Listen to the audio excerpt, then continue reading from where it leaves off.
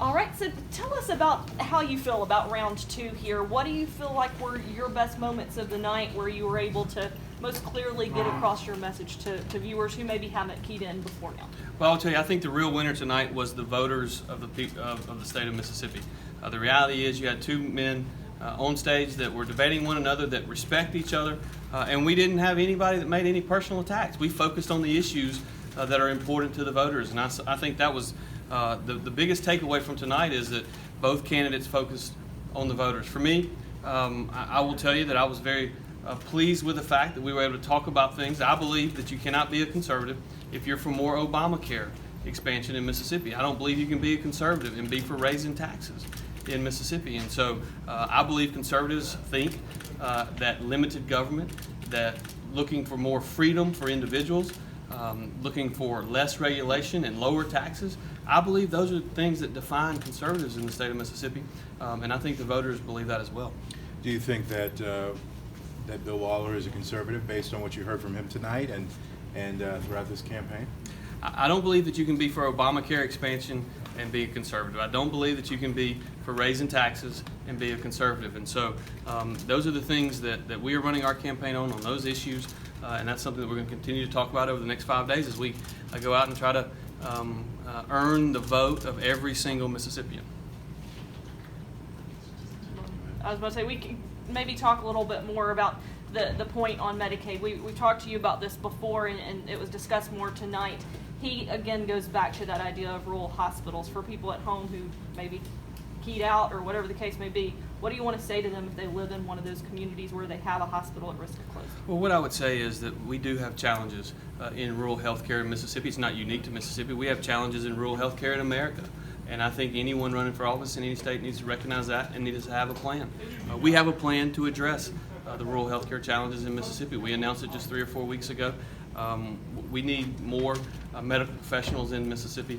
That's one of the reasons that we spent $68 million more on a new medical school at UMC. It's the reason that we also spent $28 million more building a new nursing school on the campus of the University of Southern Mississippi. We need more rural physicians, but we also need more rural nurses and really more healthcare providers in general.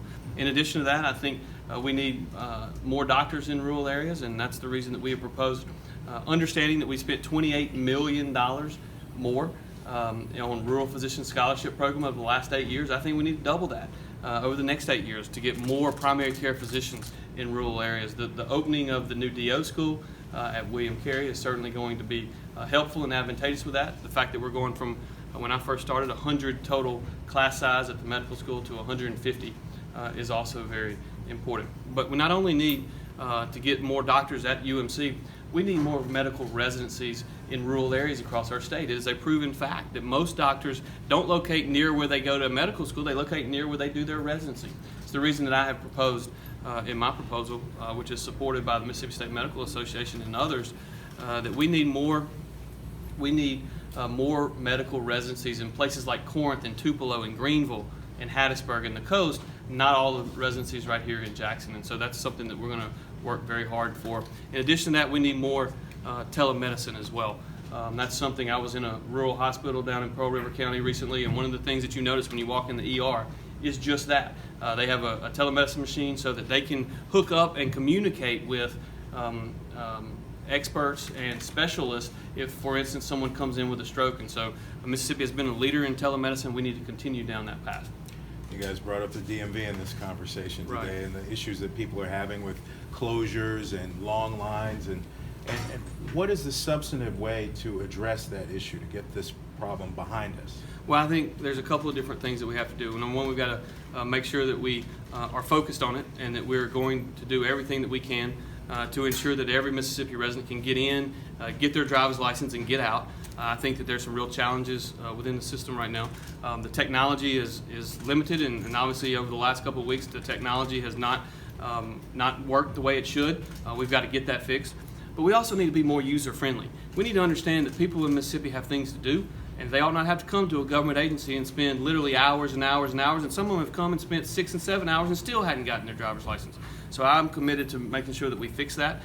We need to be able to do simple things like allow individuals to make an appointment for the facility that they go to online, so that rather than coming in and sitting for 6 hours, if they know that it's a 6-hour wait, they ought to be able to go on at 8 o'clock in the morning and say at 2 o'clock I'm going to be seen, and actually show up at 2 o'clock. That's the right way to help Mississippians. That's the way to work and help Mississippi families. Anything we didn't ask you that you want to add? Well, I would just mention on infrastructure. I think this is a critical point on infrastructure. I'm the only candidate running for governor that is opposed to raising the gas tax. Judge Waller has said he is for raising the tax 3 cents or 4 cents or as little as we possibly could. He's also proposed 8 cents, and he's also endorsed the Busby plan, which raises it 12 cents. A 12-cent increase in the gas tax is a $240 million tax increase. And so I just want to be very clear that I am the only candidate running for governor that is not for raising the gas tax. The other thing that I would say, one of the questions that was asked today is on toll roads. And I want to be clear, over the last 8 years, we have repeatedly looked at toll roads, and we have determined that they don't work for Mississippi. Toll roads work in Florida. Toll roads may work for the people in New York, but toll roads don't work in Mississippi. And so that's something that I think we need to be very clear about. But just to clarify on that, you did mention a public-private cooperation situation. You'd be open to listening to that. What would that look like? Well, what I said was that we were open to innovative solutions.